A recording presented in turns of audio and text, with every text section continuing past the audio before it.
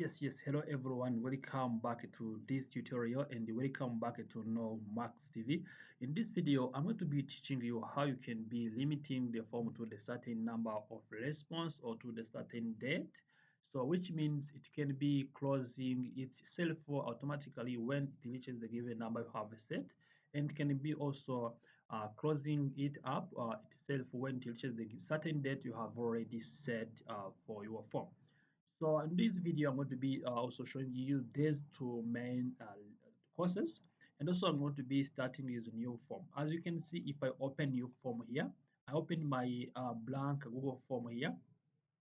This means if I open my Go blank form here, that means I'm going to be adding some questions. Maybe here I can be adding my form details, including draft form. So it's the name of the form. So yes, form untitled form. Now you type name of the form. Yeah, so I can be adding it here, draft form. So after adding the draft form, now you can see this is the one here. If I come here, I can be adding some information as well and add the description if I want to be adding descriptions. Here is also where you can be adding the questions. Let's suppose this is the question number one, the question number two, and also you can proceed adding different kind of questions. So let's suppose that you want our form to be closing when it obtains 100 responses, only 100 responses. You can be setting 1000 responses, 100 responses, 2000 responses. It all depends on the number of responses you want to accumulate. And once you set the number of responses you want to accumulate also, it will be closing itself automatically.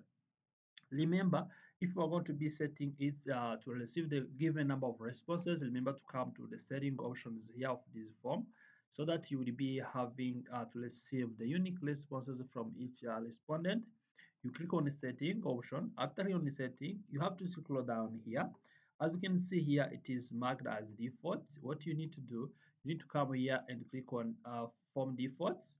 After on the form defaults, you have to choose to select here don't collect. Now you select verified. So once you collect, the importance of selecting verified is that it will be collecting the responses from the person who has already signed in with his or her Google account. That means you will be able to collect the unique responses from the single person, which means also one person cannot be able to submit different or multiple responses at the same time. This will help you to receive the unique. If it's 100 responses, they are unique from one person, one response from one person and another response from another person. After doing this, also you'll be having responses as well here, and it will be showing you the number of the responses you have already obtained. So now we have our form here, and you want to be setting it to be receiving the given number of responses. We have to come here on the three menu dots at the top right. Now we click on add-ons.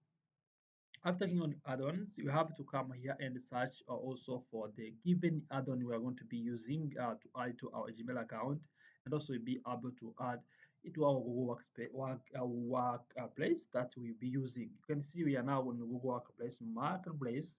I'm going to be searching for form limiter. So if I search for form limiter, you can see it's going to be popping up. After it has already popped up, now you see we have this one is here, which is the first one. It's form limiter. As you can see, it is written the way that see there are two words which are also combined. Form limiter. You can see this is the description of it, which are saying that the form limiter shut off Google form after maximum number of responses. So after doing this, what I need to do, you can see also there are different ways, and you can see this one is having 8 millions plus installation, and it has 4.4 reviews or stars. As you see, now we're going to be clicking on it. Once we click on it, we're going to be adding it to our Gmail account. What to add it? We are going to be clicking on install. So that means if we install it, we're going to be also adding it. Now let me install it. I have also clicked on the continue option here. After clicking on the continue option, they are requiring me to. So you might receive this error if you have a different Google account signed in. What you need to do here is that you need to be signing out from all the Google account or Gmail accounts that you are signed in, and the remaining with only one Gmail account you want to be installing to. That is what I want to be doing. So as you can see now, I have already logged out from all the Google accounts that were already logged into my laptop. So which means in my browser, I have to remain with only one Gmail account. I want to be installing the add-ons to, and I want to be creating the forms with. So after doing this, I can come back here and also refresh it. So after refreshing it, that is why I can be coming back here to the Excel add-ons, three menu dots. I go back to get add-ons. So now I have one email account. That is going to be simple. And first, I have to type form limiter again.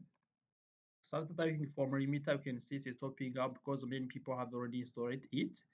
So you can see this is the one. It has this icon, which is also like security and lock. I have to click install. After clicking install, I have to continue. So after clicking continue, you can see now it's going to be requesting me to log into my account. I have to log into my account because you see this is the only one. The error will not be occurring again. I also click on continue, which means I'm giving it access. So you have to allow it to be also to give it these permissions to be able to work on your Google form. I have to click on allow, which means I'm giving it the permissions. So what you need to do is that you need to wait it to be already installed. As you can see now, they are telling me that form limiter has been already installed. What I need to do also, why to find a form limiter, I need to be clicking on it done. So you can see it is giving me the form limiter options here that I have to use on the sidebar, but I'm not going to be using this one. That is where it will be showing like, and it will be taking the, as you can see, there are an image here which is looking like it's a Google form image, but it's color, but you know, will not be the one. It will also take the color of the one you have already used. Now let's go back to our form. After going back to our form, you can still have this form which is data. So now let me click on the Google form. Yes, I can be typing Google. Now I go back to my forms. I go to Google products. I go to forms. Now after searching for the forms, because I have already installed that extension or that add-ons, I can go back and click on my form. That is where I can be editing it. You can be clicking on this form or you can be adding a new one. After adding a new one, you can see now the extension option has been already added at the top, which means I can now be able to manage my extensions here at the top. You can see this one. So what I need to do now is that I'm going to be clicking on this one option. You can see I have form limiter. I need to click on it. Then now I have to be clicking on the set limit. You can be clicking on this help for the documentations and other details about how I can be using it. Now I have to be clicking on set limit. After you want to set limit, you have to wait working. You can see it has also blurred the same image to the same background like the form. So for instance, if you change this background or this color to yellow, it's going to be changing to yellow. And also here could be able to manage the form details. Now let's wait and see how to be also seeing these details.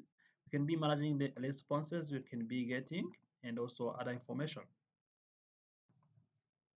You can see now it is loading. You need to wait it loads. Once it loads, it is done. You want to be opening, and once it is already opened, that's why I want to be getting the settings of the form and how you can be setting each and every details that you want to be setting it out. So let's see if it is open here. So you can see now here it has already opened. That is fine. And so you can see it's going to be working the same way on the same forms, and different forms. It's going to be working the same way. So now you need to choose here. You need to click here and choose the form, the limit type, depends on what you want to be limiting. So I have to select, for instance, date and time. If you want to be limiting the date and time, or to be closing from the given date to the given date, as well, you can be also choosing this one. So you can be selecting the number of responses it has already acquired. So I'm going to be selecting the number of responses as already acquired. Here, if they say when responses are greater than, now if I say, for instance, 1 for 91499. So that means it will be closing at 1,500 responses when you accumulate the responses. That means you can be, as they say, when responses are greater than, which means it will be adding one response and it will close automatically. So you can also be adding the custom message here. For instance, this form has closed. You can be adding the custom email address they can contact. You can be adding the custom phone number. Once you are done, you need to be saving. So you have to click on save. So that means this form will be able to only accept 1,000 for 199 responses, and once they are reached, it will automatically close here, and you will be seeing the message to the responders. The form has been already closed.